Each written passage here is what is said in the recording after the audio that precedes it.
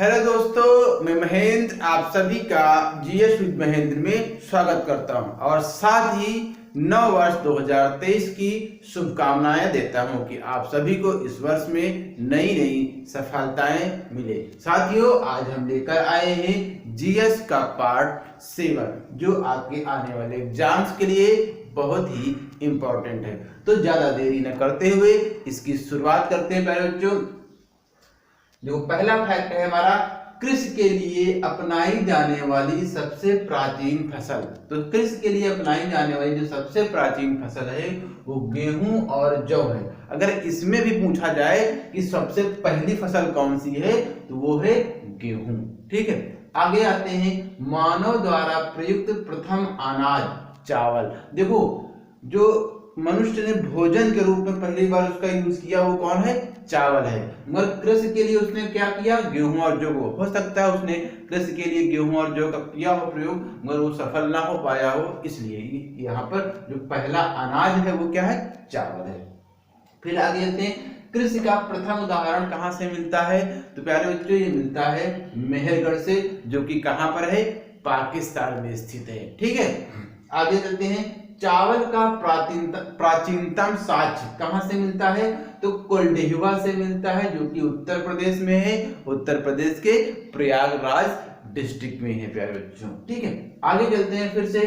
भारत में पुरापाषाणकालीन औजारों की खोज किसने की थी?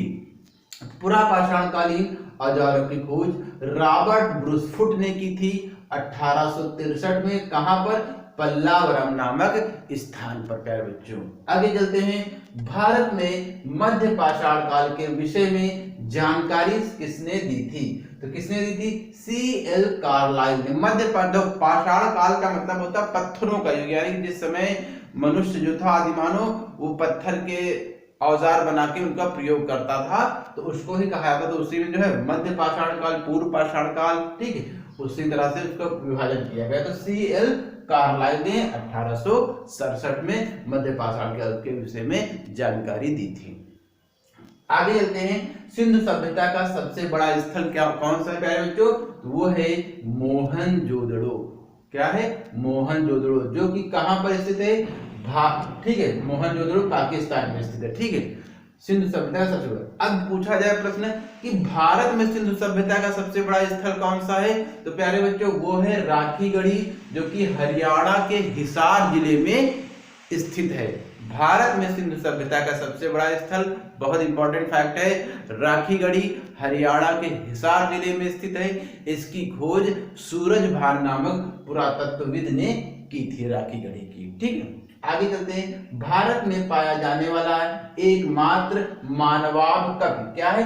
श्वेतभ्रु गिबन, यानी कि मानवाभ कवि, जो मानव के जैसा कवि जो था वो कौन था? श्वेतभ्रु गिबन, जो कहां पर पाया गया? असम में। फिर आगे चलते हैं। भारत में जीवाश्म का प्रमाण मिला है। कहां से मिला है जीवाश्म का प्रमाण? तो शिवालिक की पहाड़ी से। अब शिवालिक की पहाड़ी कहां पे स्थित है? या कह सकते हो तो सिंधु नदी से ब्रह्मपुत्र नदी का जो उत्तर का क्षेत्र है वो शिवालिक की पहाड़ी वहां पर फैली हुई है प्यारे बच्चों। आगे चलते हैं। प्रागैतिहासिक काल में गुफाओं के शैलचित्रों के लिए प्रसिद्ध है, यानी कि प्रागैतिहासिक काल में जो गुफाओं में चित्र बनाए जाते थे तो उसके लिए कौन प्रसिद्ध है? तो भीमबेटका प्रसिद्ध है। और ये भी याद रखिए कि कहां पर स्थित है? तो ये MP यानी कि मध्य प्रदेश में स्थित है प्यारे बच्चों। आगे चलते हैं। भारत में मनुष्य संबंधी सबसे पहला प्रमाण कहां से मिला है? तो वो मिला है प्यारे बच्चों नर्मदा घाटी से मिला है। ठीक है, आगे चलते हैं। इनाम गांव ताम्रपाषाण युग की एक बड़ी बस्ती थी। ठीक है, किसकी? ताम्रपाषाण युग की, जो कि कहां पर स्थित है? महाराष्ट्र में, जिसका संबंध है किससे? जोरवे संस्कृति से कह सकते हो। ठीक है, अब या यूं कह सकते हो जोरवे संस्कृति को ताम्रपाषाणी संस्कृति भी कहा जा सकता है। ठीक है, अगला है। प्रथम बार वैज्ञानिक आधार पर भारत की जनसंख्या का प्रजाति विभेदीकरण किसने किया था? प्यारे बच्चों, किसने किया था? रिजले ने किया था। ठीक है, आगे चलते हैं। अब आते हैं हम सिंधु सभ्यता की स्टार्टिंग करेंगे यहाँ से। अब टॉपिक वाइज हमारे जो है चलेगा। ठीक, सिंधु सभ्यता को प्यारे बच्चों हड़प्पा सभ्यता भी कह सकते हैं, कांस्य युग भी कहते हैं और आद्य ऐतिहासिक काल भी कहा जाता है।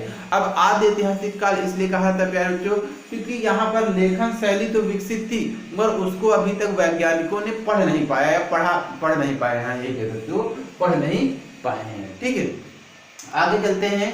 हमारा इसमें रेडियो कार्बन C14 द्वारा जो सिंधु सभ्यता की जो तिथि मानी गई है वो मानी गई 2400 ईसा पूर्व से 1700 ईसा पूर्व। अब प्यारे बच्चों BC का मतलब होता है बिफोर क्राइस्ट, हिंदी में इसको बोलेंगे ईसा पूर्व, मतलब कि जो ईसा मसीह का जन्म हुआ था उससे 2400 साल पहले से फिर आगे बढ़ोगे 1700 साल तक के, ठीक, पहले तक का जो कार्यकाल है बीच का वो क्या है, सिंधु सभ्यता का कार्यकाल है, कह सकते हो समय है, समय निर्धारित किया गया है। सिंधु सभ्यता के निवासियों को क्या कहा जाता था, द्रविड़ व भूमध्य सागरी कहा जाता था। जैसे मैंने बताया ना कि प्रजाति विभेदीकरण किसने किया था, भारत में प्रथम बार वैज्ञानिक आधार पर जनसंख्या का प्रजाति विभेदीकरण किसने किया था, तो रिजले ने किया था। प्रजाति विभेदीकरण का मतलब होता है प्यारे बच्चों कि जैसे कि कहते हैं ना लोग द्रविड़ है, प्रोटो ऑस्ट्रेलायड है, रेड इंडियन है, तो वही चीज उन्होंने किया था रिजले ने। तो यहाँ पर जो सिंधु सभ्यता में द्रविड़ और भूमध्य सागरी लोग माना जाता ही रहते थे। सिंधु सभ्यता की खोज किसने की थी, दयाराम साहनी ने 1930 में। ये पूछा जाए हड़प्पा सभ्यता की खोज दयाराम साहनी ने की थी। ठीक, आई बात समझ में। तो अब इसकी जो घोषणा की थी सबसे पहले सिंधु सभ्यता की हाँ खोज हुई आधिकारिक रूप से तो जॉन मार्शल ने की थी 1924 में।